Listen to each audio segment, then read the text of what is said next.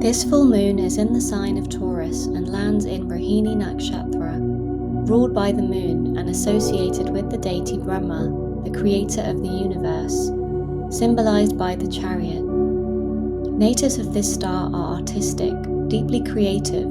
They have a natural affinity towards art, children, music, and luxury. They are drawn to performing arts and are able to express themselves in a way that beautifies their inner feelings and passion. On the flip side, natives can be very materialistic. They want the best of everything with precision and detail that pampers their very lifestyle. So this can present itself as upholding high standards, meaning they can come across critical of those who don't meet their standards. The cycle ahead invites us into a period of creativity and growth, and using your life force energy intentionally and intelligently. When the moon is in Taurus, it is exalted, so there are strong feelings towards establishing emotional and material security. Since Taurus is ruled by Venus, this combined with the moon and Rohini activates our heart. It opens us up to feeling deeply and directs us towards striving for beauty, pleasure, rooting into our feminine essence with the grounding of the masculine. Both energies need to be harnessed on the earthly plane to create. Like the Empress, Rohini wants us to root into what is genuinely pleasurable and not just focused on the external. Brahma reminds us that we must always remember the source of creativity, so that we don't limit ourselves into believing that the only security is that which is presented materially. I believe this has been quite the message through 2025, turning towards the realization and leaning into a higher power, or God, to help us elevate our consciousness, not to give us everything we want and have an easy life, but to help us remember our essence, even when the soul faces challenges. We evolve when we stay connected to a higher consciousness. With the moon and Uranus being conjunct in Taurus, we may find that our foundations are shaken or revelations are arising, individually and collectively. It can feel like a tower moment as we approach the end of the year, but the inner healing we cultivate can make us rise like the Queen of Cups as we rebuild through honesty and depth. The moon asks us to stabilize and find our security within, that guides us towards being the steady anchor amongst the waves of change. The safety you seek is cultivated through your own consciousness. On the opposition of the full moon axis, we have a stellium in Scorpio. We have Sun, Venus, and Mars, fueling the emotional intensity for personal revolution.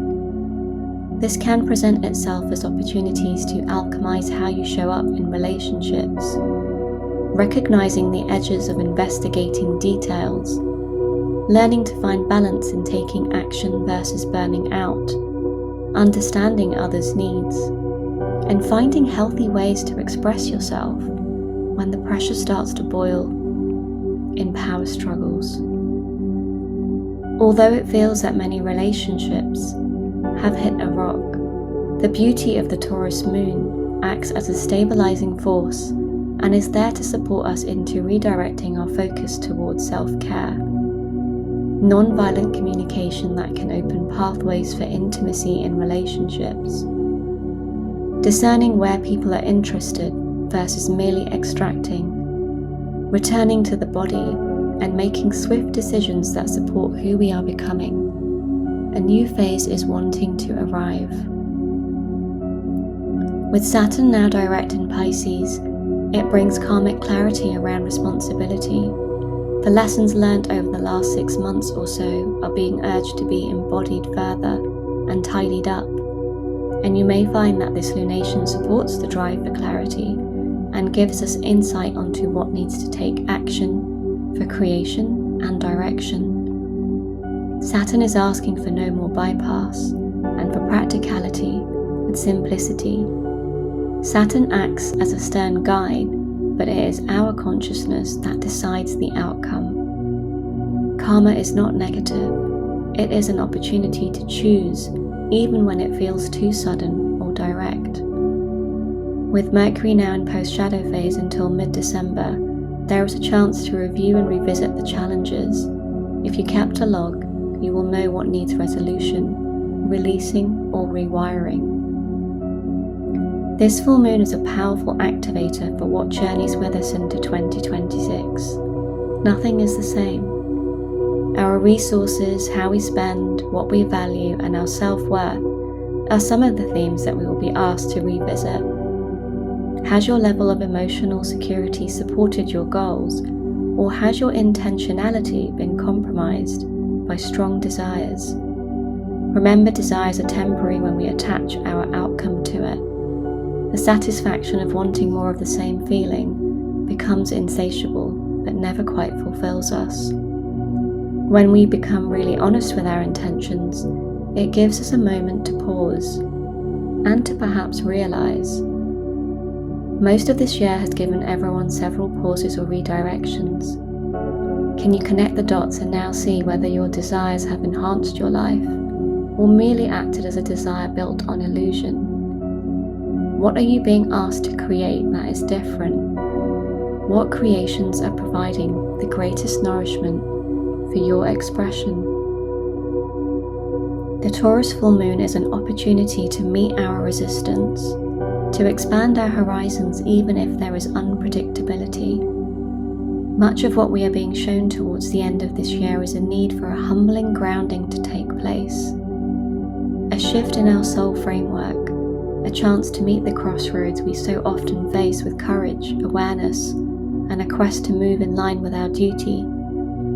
Even if that is uncomfortable, even if it is not getting to do what we once idealized, but eventually embracing new creations that match our integrity to share our unique gifts for the greater good. We can embrace changes with awareness and spiritually mature to enter 2026 with deeper security within, an open heart, a mindset and action of duty, and a chance to live and create from what truly nourishes us at the root. How can you balance your desire for security with a willingness to release what no longer serves you? Allow the Taurus full moon to help you clear up any stagnation, to review what you have learnt this year, to return to your values with roots, and allow anything false to fall away. Rohini shows us that the heart's truest longing becomes fertile ground when it is met with sincerity.